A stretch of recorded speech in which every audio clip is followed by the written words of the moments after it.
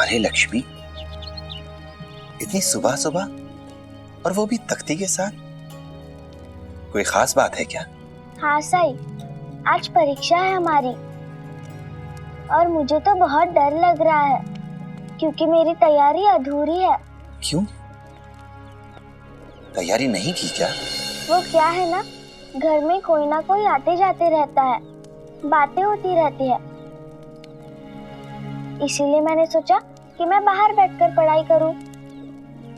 लेकिन हमारे बस्ती में भी बहुत शोर होता है, मैं पढ़ूं कैसे, ध्यान कैसे लगाऊं? मैंने तुम्हें कितनी बार समझाया, अगर तुमने नियमित रूप से अभ्यास किया होता तो आज तुम्हें इतनी मुश्किल का सामना नहीं करना पड़ता। अगर ध्यान लगाना है तो सबसे पहले अपने मन को शांत करना होगा, फिर केवल उसी काम पर ध्यान लगाना होगा जो करना है। वो काम कैसे होगा, उसका परिणाम क्या होगा, इस बारे में सोचना भी नहीं है। बस काम करना है, ये बात दिमाग में होनी चाहिए। और एक बार ध्यान लगाना आ गया तो फिर चाहे बाहर ढोल बजे या बिजली गिरे, तुम्हें कोई विचलित नहीं कर पाएगा। तुम्हारा ध्यान कोई नहीं भटका पाएगा। पर मैंने बहुत कोशिश की साई, मुझसे नहीं होता। अभ्यास से कुछ भी संभव है लक्ष्मी, परीक्षा में थोड़ा ही समय शेष है। चलो, मैं तुम्हें ध्यान का अभ्यास कराता हूं। आसन याद है ना? ठीक है।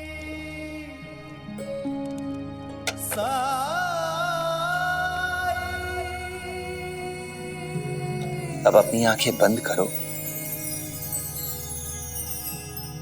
और एक सफेद प्रकाश की कल्पना करो। उस प्रकाश पर ध्यान केंद्रित करो अपना। उस प्रकाश पर अपना ध्यान केंद्रित करती जाओ। बाहर की सारी ध्वनियों को अनसुना कर दो।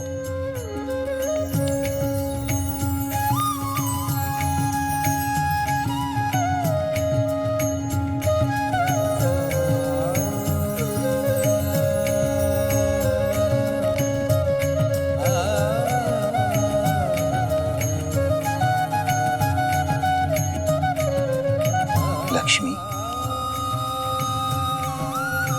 क्या मेरी आवाज सुनाई दे रही है तुम्हें? क्या तुम मुझे सुन पा रही हो?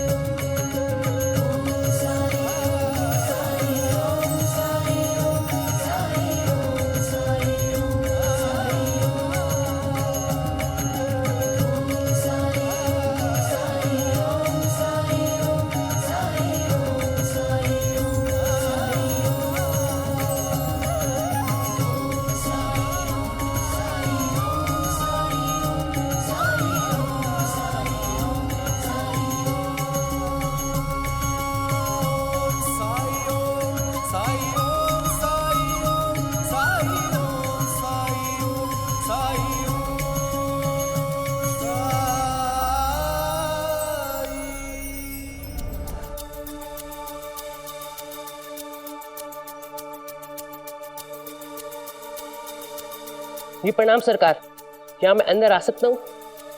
हरिओम, आओ रखो।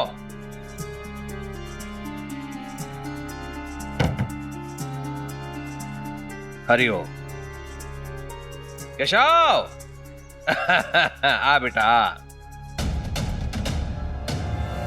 मैंने कहा था ना तुम्हें कि तुम्हारे लिए मैं एक ऐसी चीज लेके आऊंगा कि जिसे देख के तुम्हारा मजाक उड़ाने वाले तुम्हारे मित्र तुमसे मित्रता करने के लिए आगे पीछे दौड़ेंगे। ये है वो वस्तु। लोगों के लिए तुम आकर्षण का केंद्र बन जाओगे केशव। हाँ, लोग ईर्ष्या करेंगे तुमसे, जलेंगे। वो चीज है ये। मैं खोल के दिखाता हूं तुम्हें।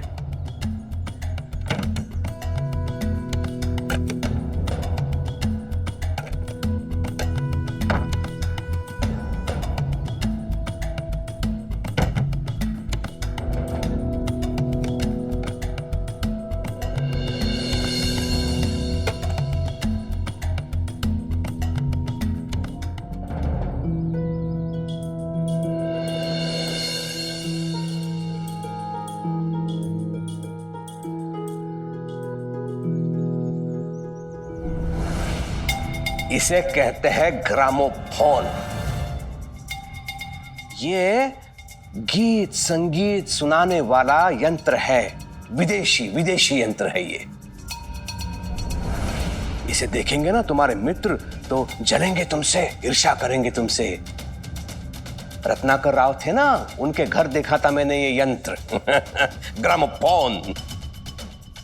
देखो, इसे ऐसे घुमाते हैं।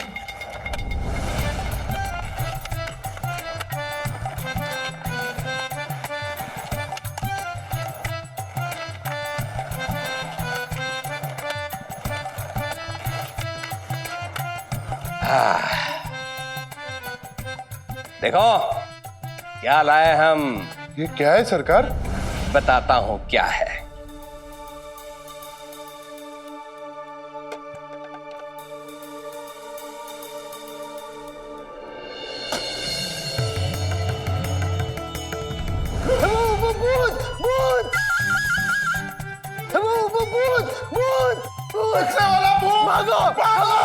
अरे गधो, मेंढको, ये भूत नहीं है, ये गीत संगीत सुनाने वाला यंत्र है। भाग गए गधे कहीं के।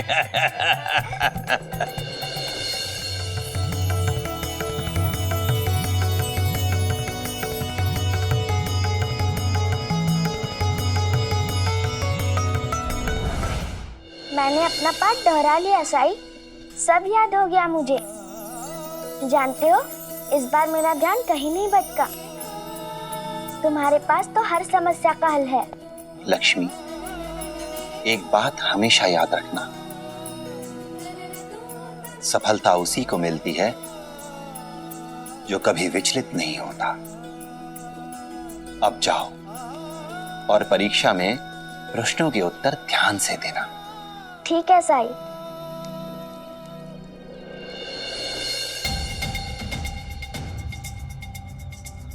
है कि नहीं अद्भुत? बोलो। गांव में ना इसे किसी ने देखा होगा ना सुना होगा इसके बारे में। सच पिताजी? तो फिर आप वापस बताए ना, इसे कैसे बजाते हैं? बताता हूं। पहले से बाहर रखते हैं, इसे यहाँ ले जाते हैं तो ये बंद हो जाता है। फिर ये ऐसे इसको घुमाया जाता है।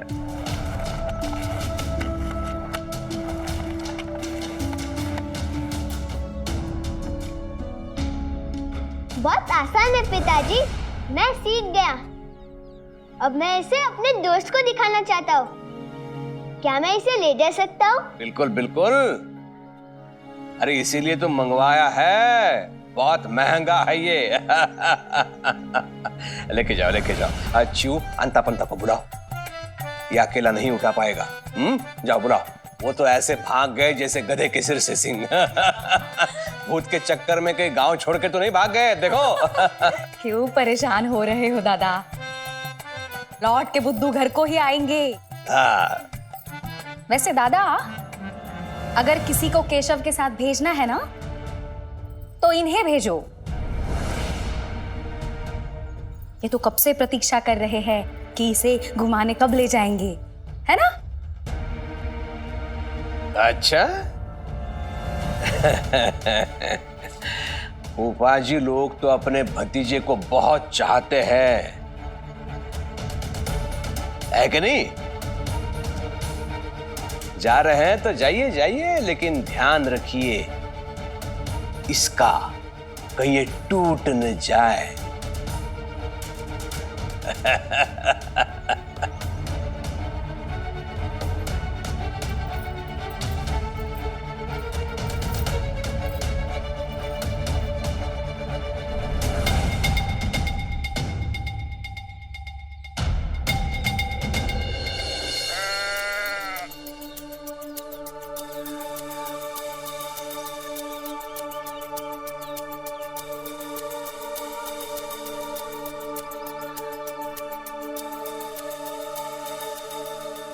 देखो डरपोक आ गया।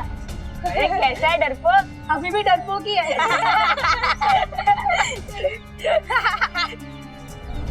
मैंने कहा था ना तुम्हें कि तुम्हारे लिए मैं एक ऐसी चीज लेके आऊंगा जिसे देख के तुम्हारा मजाक उड़ाने वाले तुम्हारे मित्र तुमसे मित्रता करने के लिए आगे पीछे दौड़ेंगे। ये है वो वस्तु, लोगों के लिए तुम आकर्षण का केंद्र बन जाओगे केशव। फूफा जी, ग्रामोफोन निकालिए।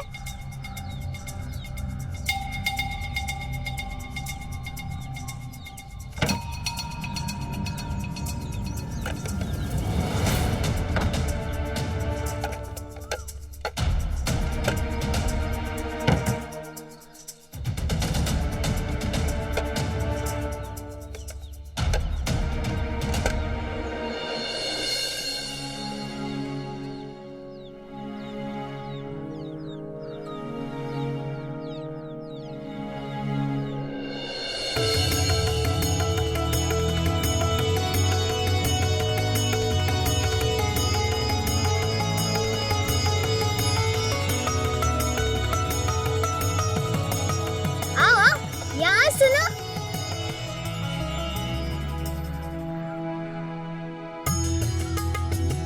ये सितार की आवाज कहाँ से आ रही है? केशव, क्या ये तुम्हारे पीछे से आ रही है? पीछे से नहीं, इससे आई आवाज। इसे ग्रामोफोन कहते हैं। सितार, तबला, बांसुरी, गीत सब इसके अंदर है। मतलब तुम बोल रहे हो कि धुन के सारे सजिंदे इस बक्से के अंदर छुपे हुए हैं? झूठ मत बोलो, कुछ भी बोलता है ये। अरे सच बोल रहा हूँ, नहीं मानना है तो मत मानो।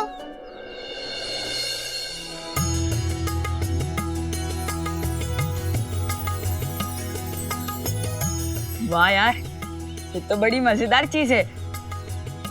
मेरे पास और भी बहुत कुछ है सुनाने के लिए। तो वो सुनाओ ना। हाँ हाँ सुनाओ ना।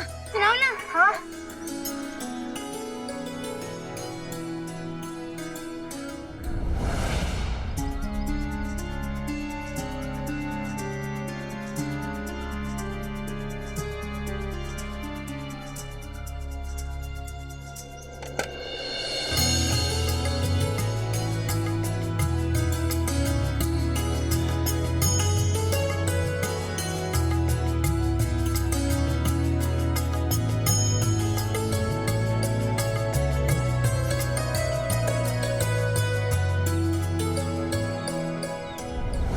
लोगों के चकित होने पर केशव को गर्व महसूस हो रहा है। जब पिता ही किसी बच्चे को गलत सीख दे तो इसमें बच्चे का दोष ही क्या हो सकता है?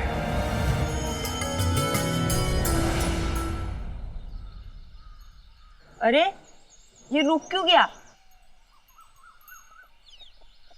ये खराब हो गया क्या? अब नहीं बजेगा? अरे परेशान मत हो, अभी फिर से बजने लगेगा।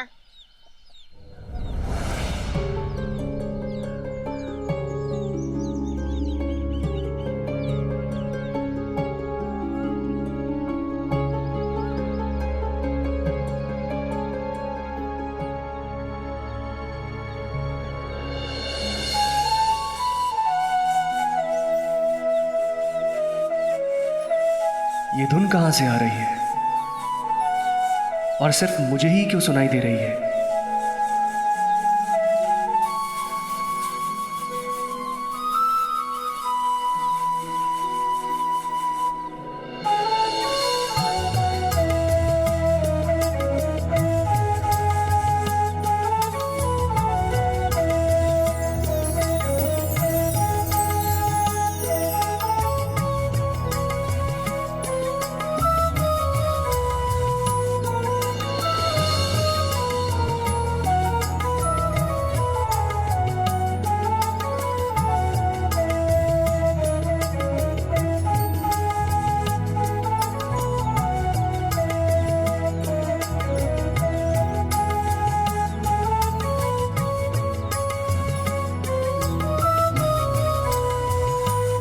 क्यों ऐसा लग रहा है जैसे ये आवाज़ मुझे बुला रही हो?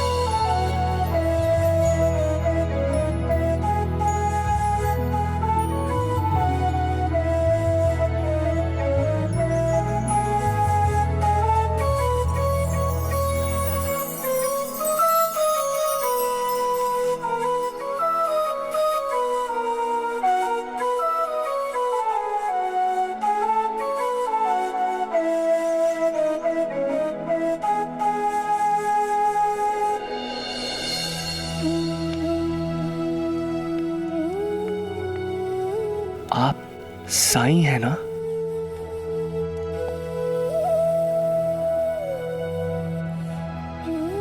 आप ये धुन कैसे जानते हैं? कुलकर्णी सरकार ने वो यंत्र तो आज ही मंगवाया है। ये तो मैं नहीं जानता, लेकिन इतना जरूर जानता हूं कि संगीत प्रकृति ही बनाती है, मानव नहीं। सारे स्वर हमें प्रकृति से ही प्राप्त होते हैं। चिड़ियों की चहचहाट से लेकर भौरों के गुंजन तक, मेघों के घुमड़ने से लेकर बिजली की चमक, और बिजली की चमक से लेकर नदियों की कलकल तक, सारा संगीत हमें इस वातावरण, इस प्रकृति, इस ब्रह्मांड से ही प्राप्त होता है। उसी के आधार पर हम धुन बनाते हैं, गीत बनाते हैं। इसलिए संसार में कहीं भी चले जाओ, कोई फर्क नहीं पड़ता, क्योंकि प्रकृति एक है। इसलिए संगीत में समानता अवश्य मिलती है। संसार में कहीं भी जाओ, सुर साथ ही होते हैं और एक ही समान होते हैं।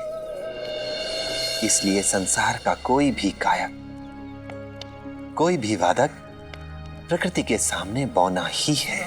क्या आपने ये धुन प्रकृति के संगीत को सुनकर सीखी है? ये कैसे संभव है? अपनी आंखें बंद करो और अपने आसपास के वातावरण, इस निसर्ग को सुनने का प्रयास करो।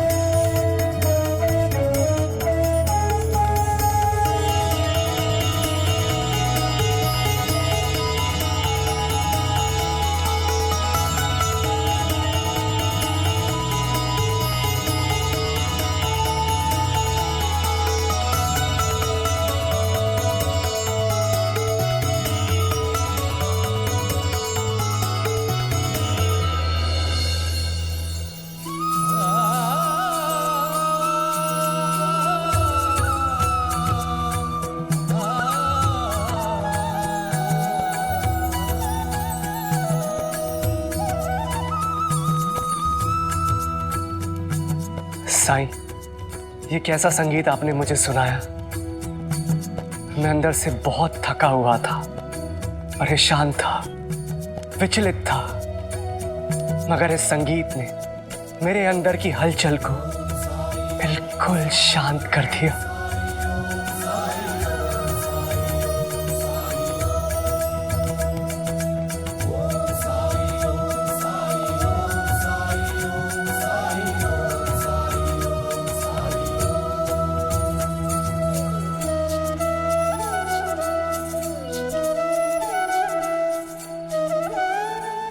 मैंने सुबह आपकी झलक देखी थी। आपने जो कहा था मैं उससे बहुत प्रभावित हुआ। नए हो शिरडी में? जी, मैं कुलकर्णी सरकार का बहनोई हूं। तुम्हारा असली परिचय ये है कि तुम एक नेक और अच्छे इंसान हो। धन्यवाद साईं, मुझे आपसे मिलकर बहुत अच्छा लगा और मैं आपसे दोबारा मिलने जरूर आऊंगा।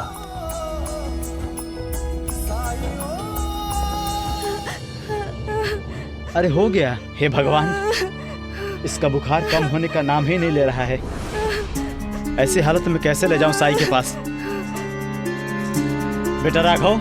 जी पिताजी। एक काम करो, जल्दी से साई के पास जाओ और उनसे कहना कि छोटू का बुखार कम नहीं हो रहा। साई से विभूति मांग के ले आओ। मैं ऐसी हालत में इसे छोड़कर नहीं जा सकता हूँ। जी पिताजी, मैं अभी लेके आता हूँ। जल्दी जाओ और हाँ, और जल्दी आना। सरकार, जिन लोगों ने सोना या तो पैसा नहीं दिया है, अंताजी पंताजी बस उन्हें लेके आते ही होंगे।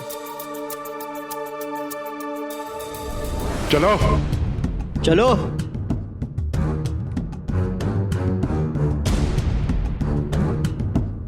चंदू और उसके पिताजी को नहीं लाए? वो लोग नहीं मिले, उन्हें अगली बार ले आएंगे। बाकी सभी देनदारों को लेकर आए हम सरकार। हरिओम।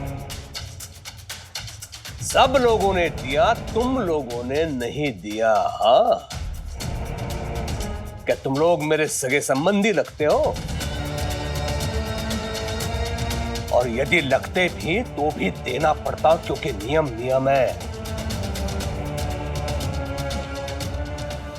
मैं दे दूंगा, बस थोड़ी सी मोहलत दे दीजिए। हाँ सरकार, पैसे के इंतजाम कर दूंगा, बस थोड़ा समय दे दीजिए आप। समय? एक तो सोना नहीं देते, ऊपर से सोने से भी अधिक मूल्यवान समय की भीख मांगते हो तुम लोग। मैंने जो कहा उसकी अवमानना कोई नहीं कर सकता। प्रेम, सबके नाम पे 3 तोला सोना चढ़ा दो। ऋण के रूप में मैं इन्हें धन दे रहा हूं। सबका खाता खोलो। चलो, एक एक करके आओ और अंगूठा लगाओ बही पर।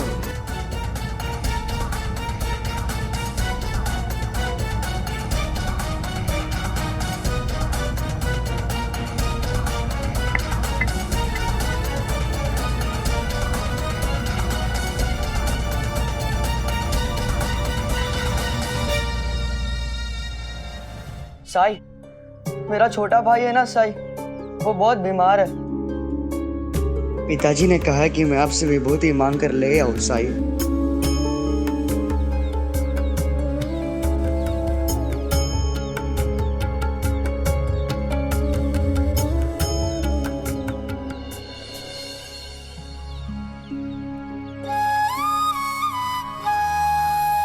ये लो।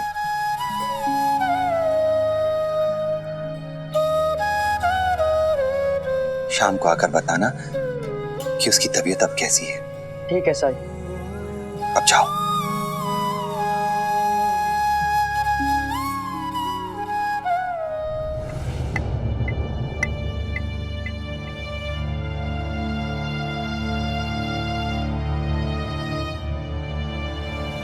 चाचा,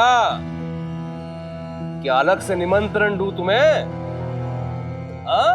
अंगूठा लगवाओ। मैं आपके पिता की उम्र का हूं सरकार। आपको देने के लिए मेरे पास कुछ भी नहीं है।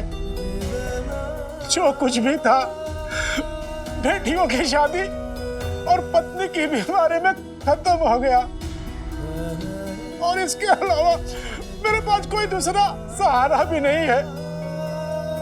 किसी तरह से गुजर बसर हो रहा है। यह तो भगवान का शुक्र है कि लोगों के सामने हाथ फैलाए बिना एक जून की रोटी का जुगाड़ कर लेता हूँ सरकार। यह 3 तोला सोना मैं कहाँ से लाऊं? कर्ज ले भी लूं तो चुकाऊं कैसे सरकार?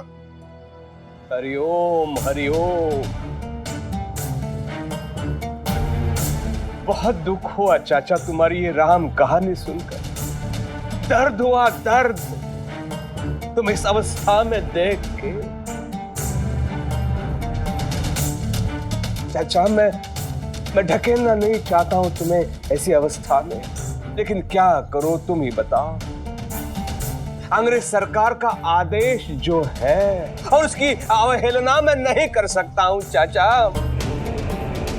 हरिओम, मुझे क्षमा कर दे। सरकार, अगर आज मेरे ये पैर ठीक होते, ये पैर मेरा साथ देते, तो आज भी मैं गांव में घूम के काम मांग करके आने तो जरूर कमा लेता। हाँ। और कुछ न कुछ पैसे जुटा सकता था। लेकिन क्या करूं, मेरे पैरों में बहुत दर्द होता है, मैं ठीक से चल भी नहीं पाता हूं सरकार। हरिओम हरिओम, क्या हुआ तुम्हारे पैरों में? क्या बताऊं सरकार, घर का छप्पर ठीक कर रहा था, ऊपर से गिर पड़ा। बुढ़ापे की हड्डी तो है ही है, दर्द कम ही नहीं हो रहा है। चाचा, तो उपचार के लिए क्यों नहीं आए तुम? लेप लगवा दिया होता तो अब तक दौड़ने लग चुके होते तुम। मेरे पास उपचार के पैसे नहीं हैं सरकार। हरिओम हरिओम, चाचा ये आवश्यक नहीं है कि हर उपचार में पैसे लगे। मैं तुम्हें लेप देता हूँ, उसका कोई पैसा नहीं लूंगा मैं तुमसे। हरिओम। ऐसा क्या? तो सरकार ये लेप मुझे दे दीजिए ना। अरे ये क्या है? रुको, मैं देता हूं तुम्हें। लो लो लो।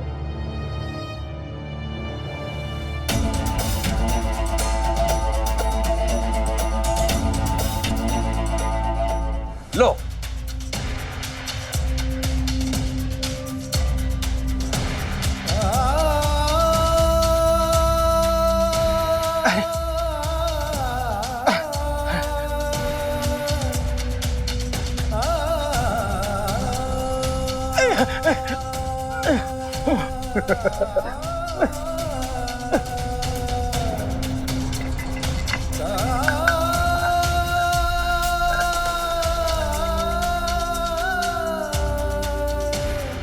ले लो ले लो, लेप ले लो।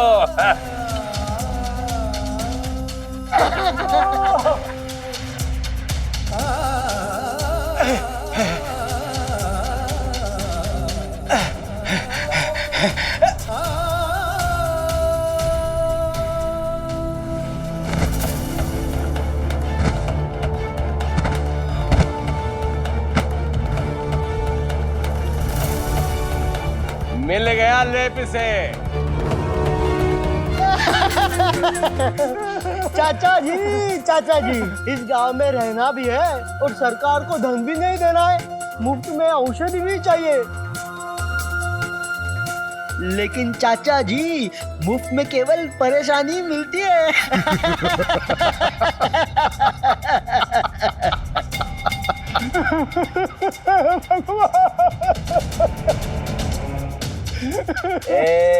चुप, एकदम चुप।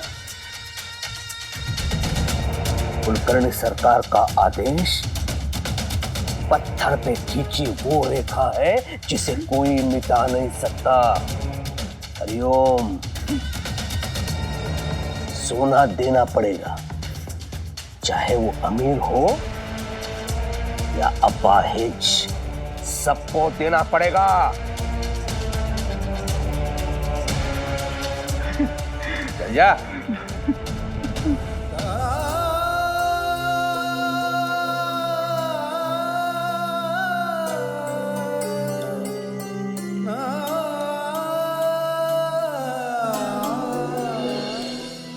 इन प्रश्नों का उत्तर ध्यान से देना, ठीक है? चिंता मत कीजिए अध्यापक जी, मैंने साई से वादा किया है, इस बार मेरा ध्यान नहीं भटकेगा।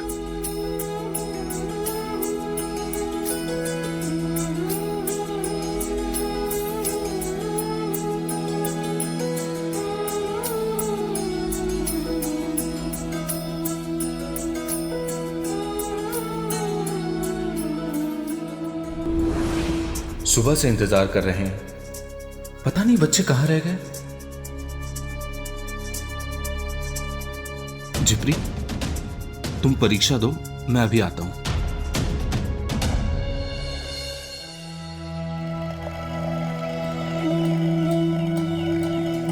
भिक्षा दे माई। माई भिक्षा दो।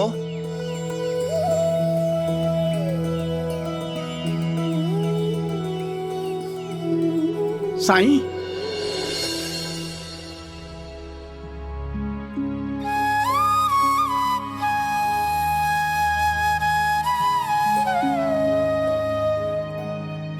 प्रणाम साईं। दुख दर्द अधिक समय तक नहीं रहते। साईं, उम्र हो गई है और वैसे भी ये बुढ़ापा अपने आप में ही एक भयंकर रोग है।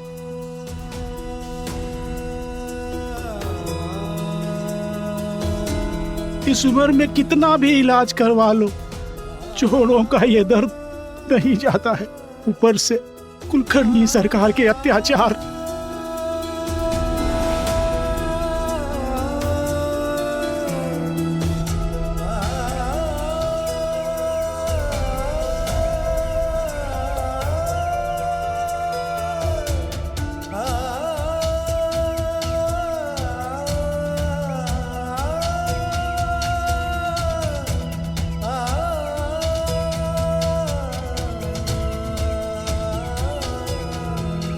मुझे पता है साईं कि जब तक अब ये मेरी सांस चलेगी, मुझे इस दर्द के साथ में ही जीना पड़ेगा।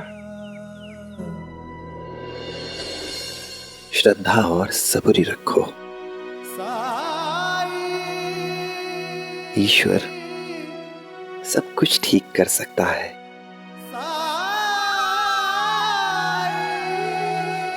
अच्छा, चलता हूँ साईं।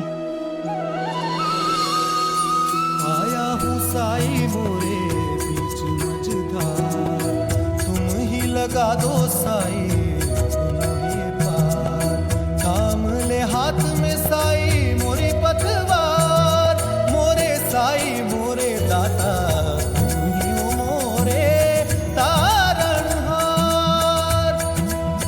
परम ज्ञान का। साईं जानबूझकर उस बूढ़े आदमी के पैरों के निशान पर अपने कदम रखकर क्यों चल रहे हैं? अज्ञान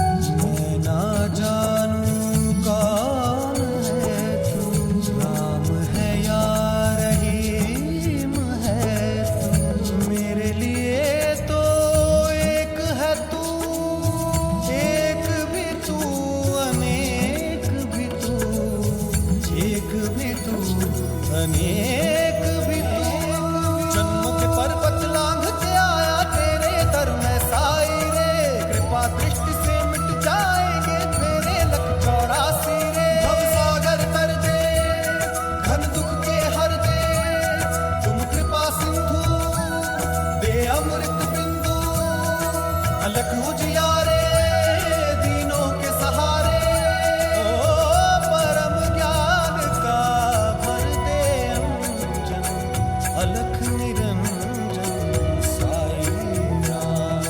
अज्ञान तिमिर से घिरावन, ज्योतिष भंकर साई राम। ओम साई ओम साई ओम साई ओम साई ओम साई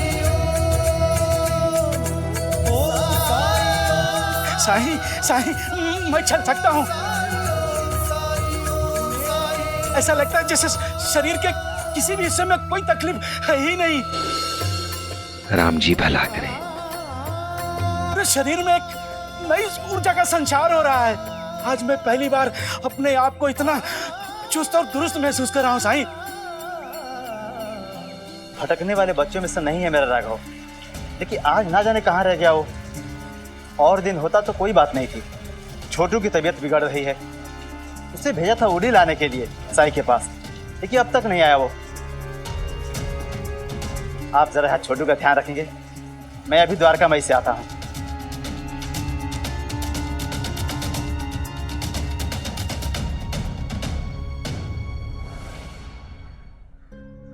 साई, साई, प्रणाम साई। राम जी भला करें। राघव आया था आपके पास उदी लेने। हाँ, और वो तो कब का उदी लेकर गया। गया? तो अभी तक घर क्यों नहीं पहुंचा? वो ऐसी लापरवाही तो कभी नहीं की। रुको,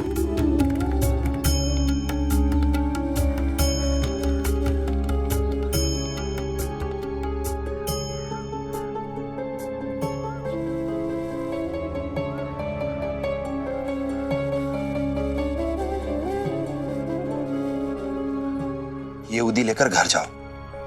इसे पानी में मिलाकर छोटू को देना। मैं राघव को ढूंढकर घर भेजता हूं। प्रणाम साई। राम जी भला करें।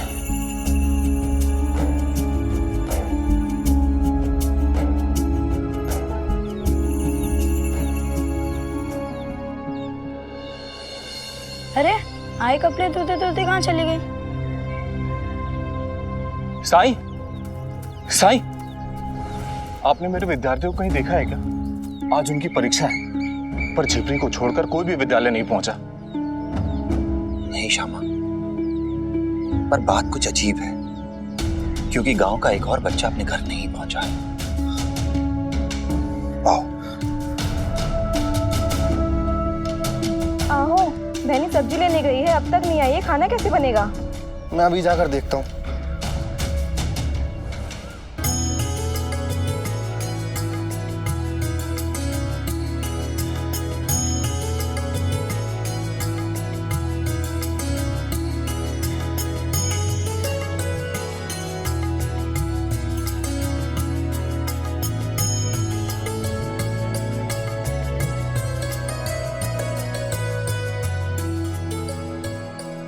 अली, भीमा, बबलू, तुम लोगों की आज परीक्षा थी ना, और तुम लोग यहां खड़े हो।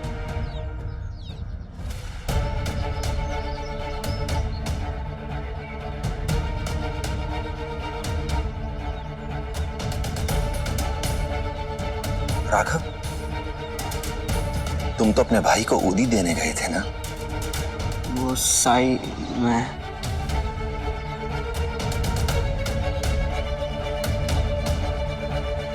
आप सब लोग तो बड़े हैं, समझदार हैं।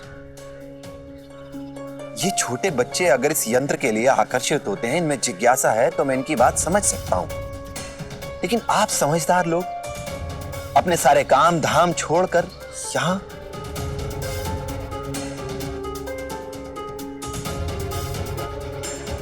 तुम अपने बैलों के लिए चारा लेने गए थे ना? तुम यहां खड़े होकर तमाशा देख रहे हो और वहां तुम्हारे बेजुबान जानवर भूखे हैं।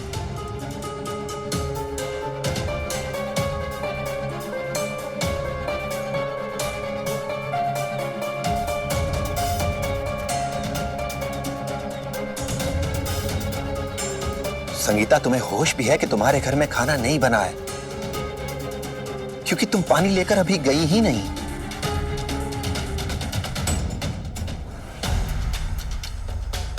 तुम्हारी सब्जी बाजार में सूख रही है और तुम यहां इन बच्चों के साथ खड़े होकर तमाशा देख रहे हो। और आप सब धरती पुत्र, हमारे किसान, ये सब अपने काम काज छोड़ के, अपनी खेती बाड़ी छोड़कर बच्चों के साथ बच्चे बने हुए हैं।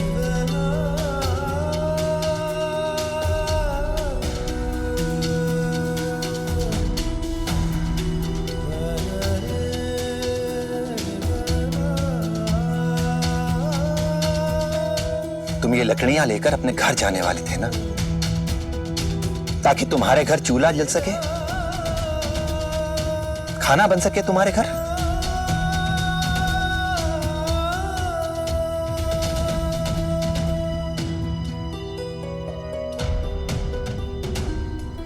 देखिए, मैं समझ सकता हूं कि इस नए यंत्र के लिए, इस नई वस्तु के लिए आपका आकर्षण स्वाभाविक है, क्योंकि ये इंसान की आदत है, उसकी फितरत है। समय के साथ विज्ञान ने बहुत तरक्की की है। हर दिन नए आविष्कार, नई वस्तुएं आ रही हैं। पर इसका मतलब ये तो नहीं कि हम अपने कर्तव्यों को भुला दें। हर बदलते दिन के साथ नई वस्तुएं आ रही हैं हमारी जरूरतों के मुताबिक। पर इस सबसे कहीं ज्यादा जरूरी है आपका अपना काम, जो कि आपका इंतजार कर रहा है, राह देख रहा है आपकी।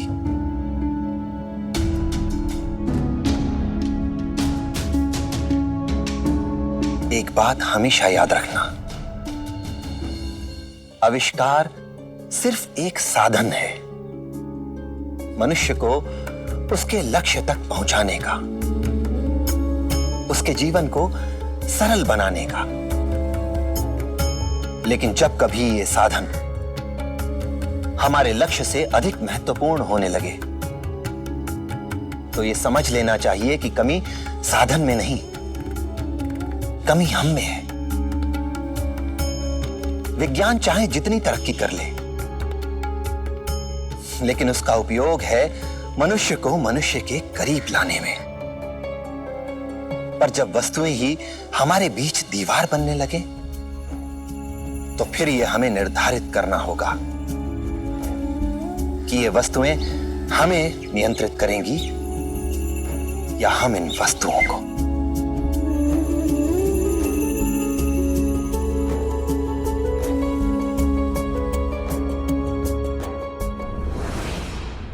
ऐसे और भी मजेदार वीडियो के लिए हमारे चैनल को लाइक, शेयर और सब्सक्राइब करें।